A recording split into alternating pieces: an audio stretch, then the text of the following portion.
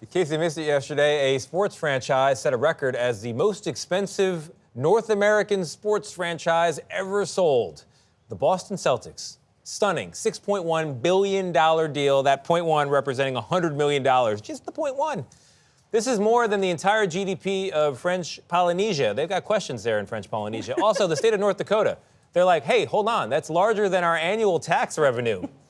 And by the way, between Adriana, myself, and Oprah, we have a few $1 billion lying around. And there is no better investment than an American sports franchise. It's not escaped my attention. Consider this, the last time the Celtics were sold, back in 2002, bargain basement price, just $360 million is what they went for. Fast forward to today, a 1,600% increase in value in just over 20 years. You're not going to get that from the S&P 500, people. And it's not the only eye-watering sale made recently. Take a look at these numbers. In each and every one of these cases, the sellers made a heck of a lot of money. So we know what it cost the new owners. The big question is, what's it going to cost all of us out here in the land of fans to give those owners their money back?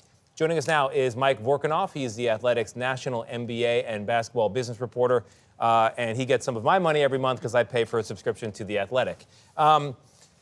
Gosh, what is driving a trend that could take the Boston Celtics, which were already a valuable known thing in 2002, right, to make them this valuable? Well, 2 NBA championships certainly help, but really the thing that is driving up prices all across the NBA, all across professional sports, is the wild increase in media rights over the last 2 decades that we've seen. The NBA just signed last year an 11-year, $75 billion media rights deal that's going to take them through the next decade.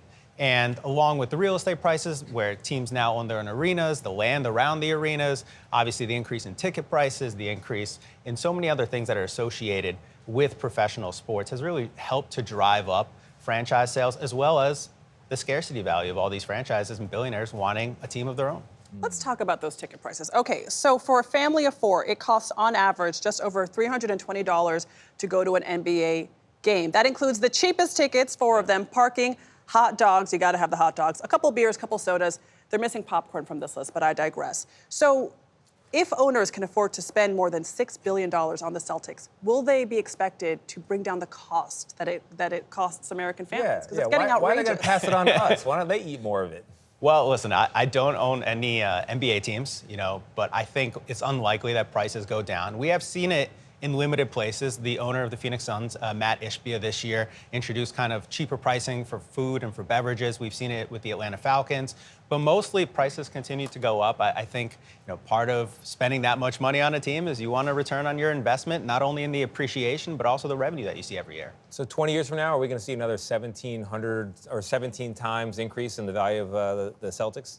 That's a great question. It's something I've been asking people kind of in the industry. They think prices will continue to go up. They think that franchises will continue to get more valuable and more expensive in sales, but they think that it will kind of slow down to some degree. We've seen this is the first deal, this is the first transaction after the new NBA rights media deal. I think it's going to slow after this. I think some of the prices were kind of priced in. Some of the franchise sale prices were baked in with the new media rights deal. After this, it'll probably slow down a little bit, but everyone still expects teams to get, more valuable. More valuable, yeah. No one ever went broke. Has anyone gone broke investing in a sports team lately? No. I don't think so. No. It's hard. All right, Mike, thank you so much.